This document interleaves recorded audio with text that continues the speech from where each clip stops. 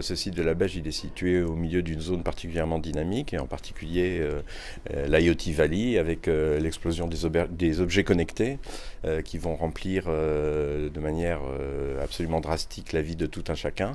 Là aussi, dans les objets connectés, il y a un gros défi en termes de cybersécurité. Donc pour Thales, c'est très important d'être présent particulièrement ici, puis auprès de nos grands clients par ailleurs, que sont le CNES ou la délégation générale pour l'aviation civile. Ma présence ici à Thales, sur le site de la Beige, est bien sûr motivée par l'importance de ce site dans le cadre de la cybersécurité.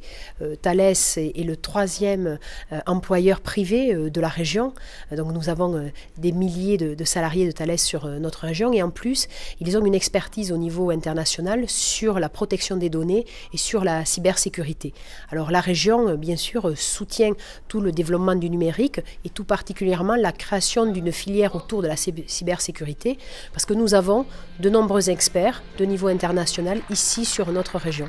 Alors avec l'inauguration de ce bâtiment, c'est tout simplement la mise en valeur de savoir-faire, de compétences qui sont de très très haut niveau avec Thales et qui bénéficient bien sûr à la visibilité de la région Occitanie. Thales est probablement un des leaders européens de la cybersécurité, sans aucun doute. Alors ça recouvre un grand nombre de choses, la cybersécurité. Ça va aussi bien de la protection des systèmes classifiés défense avec des niveaux secrets défense pour des communications très stratégiques et très importantes dans le domaine de la défense nationale, mais ça va aussi jusqu'à la protection de données, dans lequel là pour le coup Thales est leader mondial aujourd'hui, la protection des données pour les entreprises, de leurs bases de données, pour se défendre par exemple contre les cyberattaques.